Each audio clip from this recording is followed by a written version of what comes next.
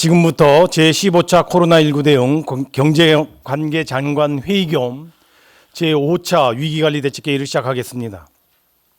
조금 전 지난 1사분기 GDP가 발표되었습니다. 1사분기 GDP는 코로나19 사태의 영향이 반영되면서 전분기 대비로는 마이너스 성장, 즉 마이너스 1.4%를 나타냈고 전년 동기 대비로는 플러스 1.3% 성장을 기록했습니다.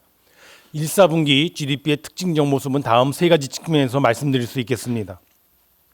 우선 코로나19의 영향으로 유례 없이 경제활동이 위축되면서 내수와 민생 부분에 가해진 충격이 GDP상 민간 소비와 서비스업 생산 감소로 나타났으며 두 지표 모두 IMF 위한 위기 이후에 가장 어려운 모습입니다.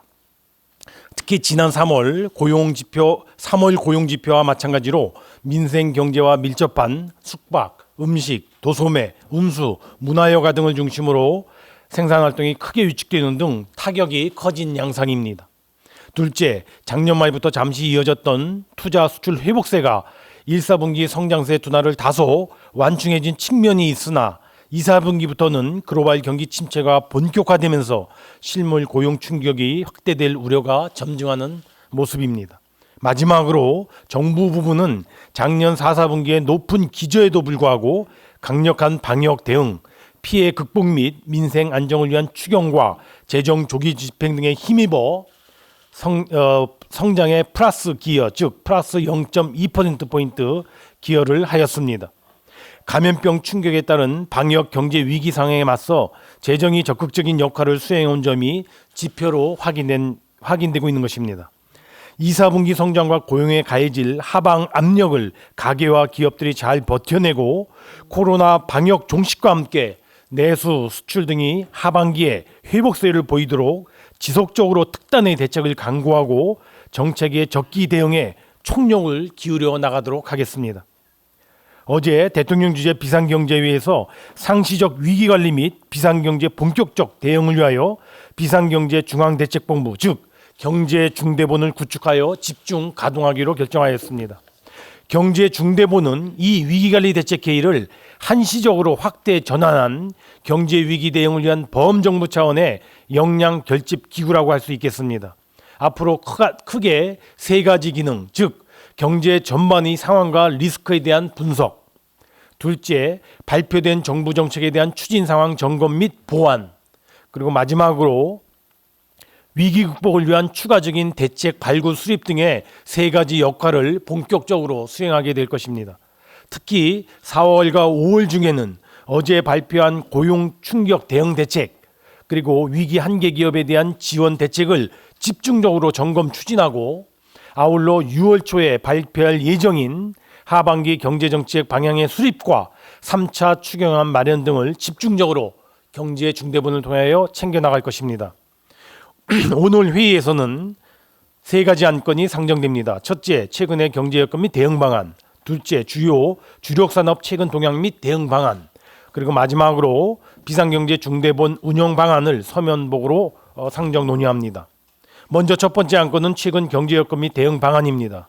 최근 코로나19 사태에 경제 전반에 걸친 파급 역량과 특히 오늘 발표된 1사분기 GDP 결과 등을 토대로 앞으로의 경제 전망, 경제 위기 돌파, 정책적인 대응 방향 등을 점검하고 함께 논의하겠습니다. 특히 경제중대본 체제를 통하여 민생의 근간인 일자리부터 경제 회복을 위한 한국형 뉴딜 정책 추진 등 종합적인 위기 대응 정책을 체계적으로 추진해 나가는 문제 등에 대해서 집중적으로 논의하고자 합니다.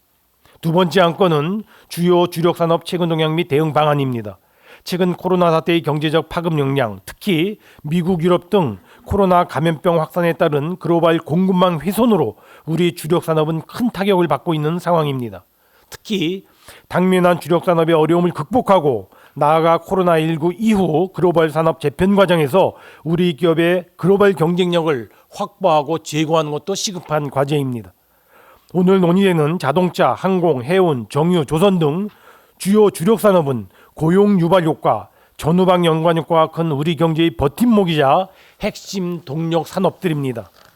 5개 산업의 생산은 우리나라 GDP의 약 20% 수준, 수출은 약 30%를 차지하고 종사자 수가 약 60만 명에 이르는 만큼 이 어려운 고비를 잘 극복할 수 있도록 작은 사안일지라도 신속한 지원이 절실한 상황입니다. 어제 정부가 40조 규모의 기간산업 안정기금 지원 방안과 35조 원 플러스 알파 규모의 금융 안정 프로그램 보강 방안을 발표한 바 있습니다. 이 대책들에 포함된 기간산업에 대한 유동성 지원과 프라이머리 CBO 및 저신용 회사채 CPMA 프로그램 등을 최대한 활용하여 주요 주력 산업들을 중점적으로 지원해 나가겠습니다. 또한 수출 감소에도 적극 대응하여 무신용 거래 조건 즉 DA 거래 시 해외 판매 법인의 수출한 어음 대금 지급 기한을 60일에서 120일로 연장하고 중소 중견기업의 해외 법인에 대한 자금 보증을 조기에 집행하는 등 적극적으로 지원해 나가겠습니다. 아울러 산업별 여건, 현장 수요 등을 세밀하게 점검하여 산업별 맞춤형 지원을 제공해 나가고자 노력하겠습니다. 먼저 자동차 산업의 경우 수출 부진에 따른 완성차 업계 및 부품 기업의 애로에 대해서 최대한 선제에 대응하겠습니다. 공공부문의 차량 조기 구매 금년도에 8,700대로 예정이 되어 있습니다. 차량을 조기 구매하고 차량 계약 금액에 선금을 최대한 70% 지급하는 등 국내 수요를 봉황해 주겠습니다. 아울러 항공임 관세 특례 대상 부품을 추가적으로 확대하고 자동차 부품 수입 관세와 부가가치세 납부 기한을 최대한 12개월 연장하는 등 현장의 경영 애로도 최대한 완화해 나가도록 하겠습니다. 항공산업의 경우 해외 입국 제한 등에 따른 여객 화물 급감으로 심각한 피해가 발생하는 항공사 및 지상 조업사에 대하여 공항시설 사용료 감면 및 납부 유예 기간을 3개월 추가 연장하겠습니다. 아울러 이미 발표된 저비용 항공사에 대한 긴급 유동성 지원을 최대한 조속히 집행하고 필요시에 추가 유동성 지원도 검토하는 한편 지자체의 협조를 통한 항공기 재산세 징수 유예도 적극 추진하겠습니다. 해운 분야입니다. 주요 항로 물동량 감소로 어려움을 겪는 해운 업계에 대해서는 해양진흥공사를 중심으로 긴급 유동성을 지원하겠습니다. 해운사에 대한 코로나19 피해 대응 프라이머리 CBO 지원을 최대 2,600억 확대하고 중소선사 회사채 매입 등 최대 4,600억 원 규모의 신규 유도성을 제공하도록 하겠습니다. 아울러 매입 후 재대선 즉 SNLB 프로그램 관련하여 지원 규모를 2,000억 원 확대하고 원리금 1년 납부유예 대상을 확대하며 선박금융 지원 규모도 1,000억 원 더 확대해 나가도록 하겠습니다.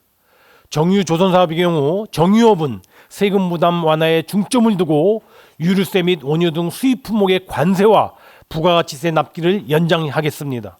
조선업의 경우 시중은행과 정책금융기관 등의 기존 제작금융 및 RG 발급 지원을 중심으로 해서 적극 대응해 나가겠습니다. 코로나19의 피해가 본격화되고 있는 만큼 향후 상황 전개를 감안하여 필요시 정부는 추가적인 대책을 적기 마련하여 추진하도록 하겠습니다. 세 번째 안건은 비상경제중앙대책본부 운영 방안으로서 코로나19 극복을 위한 경제 분야 위기 대응 체계인 경제중대본 세부 운영 계획을 담고 있습니다. 경제중대본 회의는 매주 목요일 정례 개최 예정이며 다음 주의 경우 목요일이 공휴일인 관계로 수요일 날 제1차 경제중대본 회의를 개최할 계획이라는 점을 말씀을 드립니다. 모두 발언 여기까지입니다.